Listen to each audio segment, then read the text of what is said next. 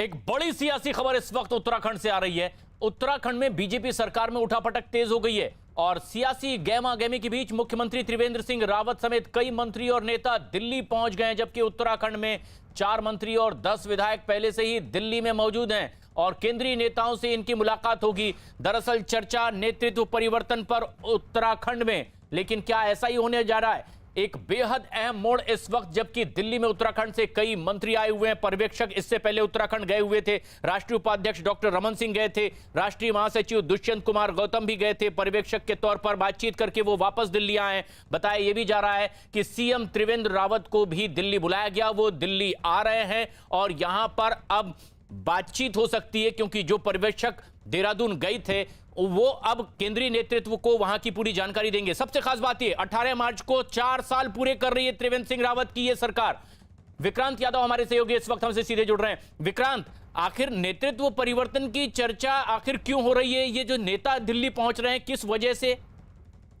देखिए, बिल्कुल इस तरीके की बात बिल्कुल कह सकते हैं कि राज्य में नेतृत्व परिवर्तन पर विचार चल रहा है, एक मंथन चल रहा है, क्योंकि कुछ विधायकों और मंत्रियों ने असहमति जताई थी सरकार से और उसके मुख्यमंत्री से खास तौर पर, और 4 मंत्री और 10 विधायक अभी दिल्ली में पहुंचे हुए हैं, जो हमें जानकारी मिली है। इसके अलावा मुख्यमंत्री भी दिल्ली पहुंच रहे हैं और मुख्यमंत्री केंद्रीय आलाकमान से मुलाकात भी करेंगे। हालांकि अभी उन्हें समय मिला या नहीं मिला, इस बारे में औपचारिक जानकारी नहीं आई है, लेकिन वो देहरादून से निकल गए हैं और वो ये बताने की कोशिश करेंगे कि ज्यादा से ज्यादा विधायक अभी भी उनके साथ हैं, उनके समर्थन में।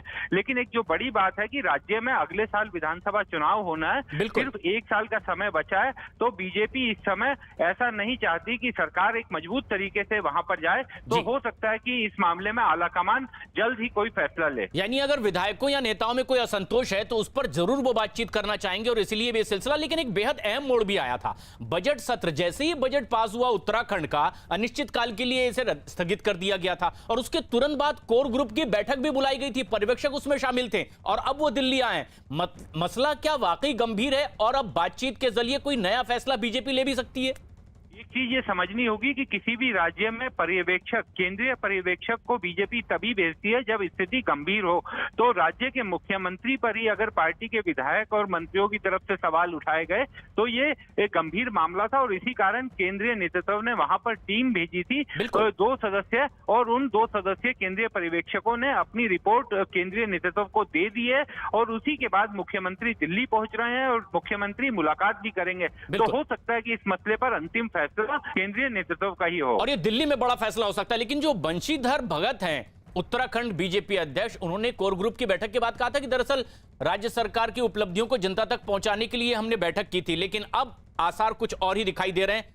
हकीकत में क्या होता है, यह देखने वाली बात है।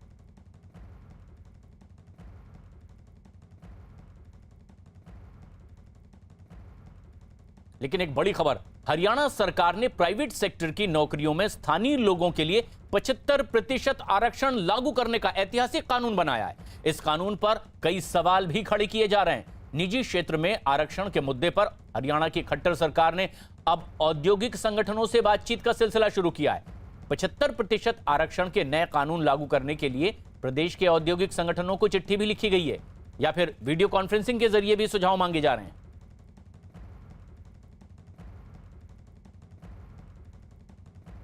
हरियाणा से ये एक बड़ी खबर, 10 मार्च को खट्टर सरकार के खिलाफ अविश्वास प्रस्ताव पर बहस होने वाली है। कांग्रेस ने खट्टर सरकार के खिलाफ अविश्वास प्रस्ताव पेश किया है और जानकारी के मुताबिक विधानसभा अध्यक्ष बहस के साथ ही उसी दिन वोटिंग भी करवा सकते हैं। हरियाणा विधानसभा में कांग्रेस के 30 विधायक हैं। मौजूदा विधानसभा में फिलहाल 88 विधायक हैं और बहुमत के लिए 45 विधायकों का समर्थन जरूरी है अविश्वास कांग्रेस की ओर से, और अब अविश्वास प्रस्ताव पर वोटिंग भी हो सकती है 10 तारीख को।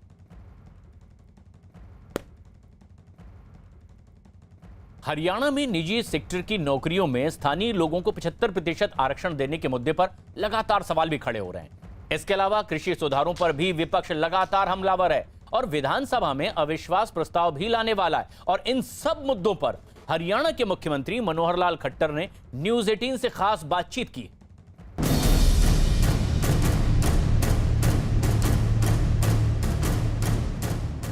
किसान आंदोलन का केंद्र हरियाणा बना रहा। और इस समय हमारे साथ बात करने के लिए मौजूद हैं खुद हरियाणा के मुख्यमंत्री खट्टर साहब। सर, जिस तरीके से पूरा आंदोलन शुरू हुआ, उस आंदोलन सुलझ नहीं पा रहा, कहीं कमी रह गई आपकी सरकार से समझाने में? प्रधानमंत्री ने समझाया, गृह मंत्री ने समझाया, लेकिन किसान आज भी दिल्ली के बॉर्डर पर, आपके राज्य के बॉर्डर पर बैठे हुए हैं। विक्रांत जी, देखिए, किसान आंदोलन की भूमिका कुछ और है, लेकिन जिन लोगों ने इस किसान आंदोलन को शुरू किया और हथिया लिया, उनकी भूमिका मैं कुछ और मानता हूँ। अगर केवल ये किसान आंदोलन किसान की समस्या तक सीमित रहता, या फिर इन 3 कानूनों में क्या कमी है क्या नहीं है उनके सुझाव तक सीमित रहता, उनमें बदलाव करने तक सीमित रहता, तो ये कभी का सुलझ गया होता। लेकिन जिन लोगों ने इस किसान आंदोलन को अपने हाथ में लिया, उसमें से कुछ लोग ऐसे हैं जो एक राजनीतिक मंसूबे से इसको चलाए हुए हैं। उनका किसान आंदोलन में किसानों की समस्या से उतना ज़्यादा लेना देना नहीं है कि जो 3 कानून हैं, यदि उनको लेकर के बातचीत ना हुई होती, 11-12 दौर बातचीत के हुए, एक एक पॉइंट के ऊपर बातचीत करने की जब विषय आया कि भाई क्लॉज टू क्लॉज इसमें आप बात करिए, कहाँ गड़बड़ है उसको ठीक करते हैं, संशोधन कर देते हैं। लेकिन जो कि हाँ सारे कानून ख़त्म कर दो, एकदम इसको रद्द कर दो। और बात कौन उनको करवा रहे हैं? जिन लोगों ने उन कानूनों की भूमिका बनाई हुई है, उनके लोग, यानी शरद पवार जो कांग्रेस के हिस्सेदार थे, वो इस विषय को करते रहे, मनमोहन सिंह इस विषय को करते रहे, राहुल गांधी इस विषय को करते रहे, हमारे अभी के सांसद भूपेंद्र सिंह हुड्डा के बेटे दीपेंद्र हुड्डा वो करते रहे। दीपेंद्र हुड्डा स्वयं इन बातों के समर्थक थे। तो इतने कांग्रेस के लोग समर्थक थे, आज एकाएक सब इस लेवल पर विरोध में आ गए, सब खत्म करो। इसका कोई कारण समझ में आया नहीं ना। हाँ, अगर कोई एक प्रावधान गलत है, उसको ठीक करने के लिए सब मिलकर ख़त्म कर सकते हैं। बहुत बातें केंद्र सरकार ने माना भी कि हाँ ठीक है, आप चाहते हो इनको दूर कर सकते, इनको हटा सकते हैं, इनको संशोधन कर सकते हैं। लेकिन जो जिद पकड़ ली कि ना मानो, ये ना मानो वाली जिद है, इसका मतलब ये है कि उनको किसान के कानून से लेना देना नहीं है। उनको तो एक ही है कि जो चीज़ हम सफल करना चाहते थे, हम बाहर हो गए हैं। अगर ये सफलता नरेंद्र मोदी जी के शासनकाल में हो गई, तो इसका जो माइलेज है वो हमारी वजह नरेंद्र मोदी ले जाएंगे।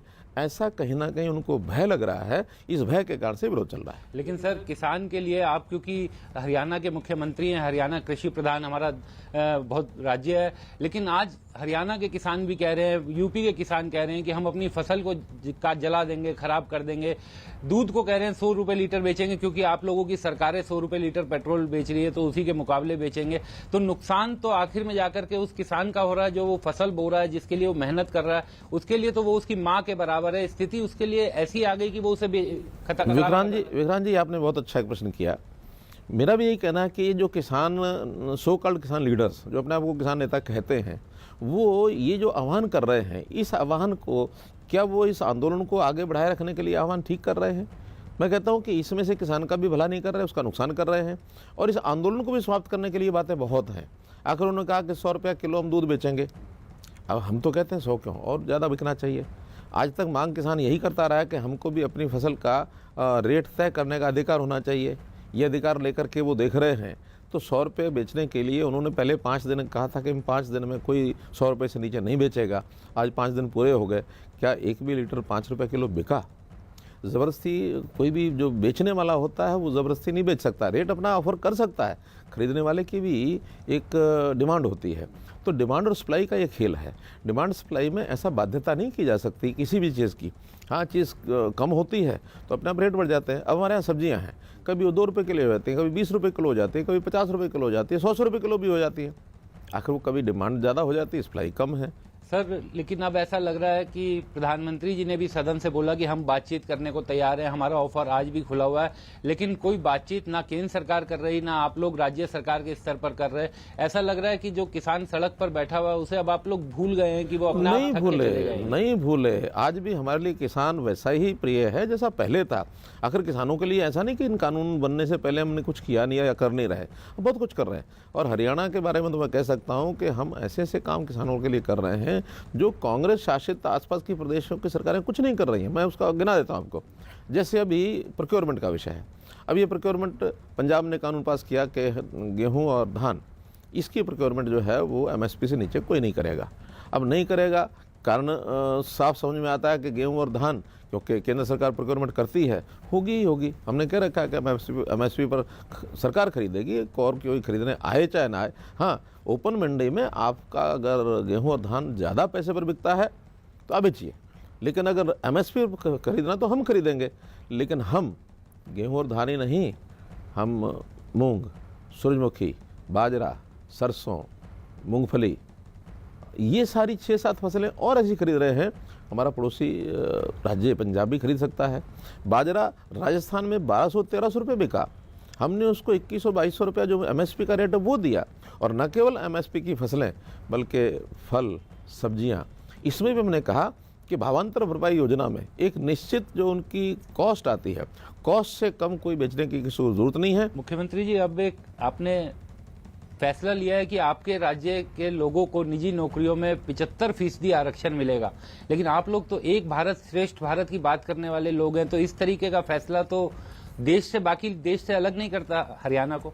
देखिए, जब कोई राज्य सरकार होती है ना, उसका अपना एक दायित्व होता है कि वो अपने सरकार की, अपने प्रदेश के लोगों की चिंता वो पहले करें। पहले हम अपने प्रदेश के लोगों को देंगे, 75% के बाद अगर आवश्यकता पड़ती है तो बाहर के लोग भी आएंगे, या हमारे पास जिस प्रकार की आवश्यकता उस मैन पावर की ज़रूरत होती है किसी प्राइवेट उद्योग में, वो हमारे उपलब्ध नहीं है तो बाहर से लाएंगे। वो बाहर का व्यक्ति आ नहीं सकता, ऐसा हमने नहीं कहा। हमने कहा कि ठीक है, जब आप ले रहे हैं तो 75% यहाँ से ले लीजिए। हमको अगर एकमात्र लाभ है तो वो ये है कि वो इंडस्ट्री हरियाणा के लोगों को ज़्यादा रोज़गार दे, ताकि हमारे यहाँ असंतोष कम हो, हमारे युवकों को रोज़गार मिले, और वो जो रोज़गार उनको मिलेगा उसका जो हमारी जो इकोनॉमी है उस पर भी हमको लाभ होगा। लेकिन सर, गुड़गांव जैसे आपका जगह का अगर हम उदाहरण दें तो गुड़गांव में ना जाने कहां से लोग आते हैं। रोज दिल्ली से इतने लोग आते हैं वहां काम करने, यूपी से वहां लोग पहुंचते हैं काम करने, और देश भर के लोग आज गुड़गांव में काम कर रहे हैं। तो उन सब युवाओं में जिन लोगों ने सोचा हुआ है कि वहां जाकर के काम करेंगे, क्योंकि इंडस्ट्री वहां पे आ गई है, वहां पर काम मिल रहा है लोगों को, तो उनके सामने तो एक बड़ा संकट पैदा हो जाएगा। पहली बात तो है कि जो लगे हुए हैं उनको किसी को नहीं हटा रहे हैं, अपेक्षाएं लेकर, सुनो ना, उनको नहीं हटा रहे हैं।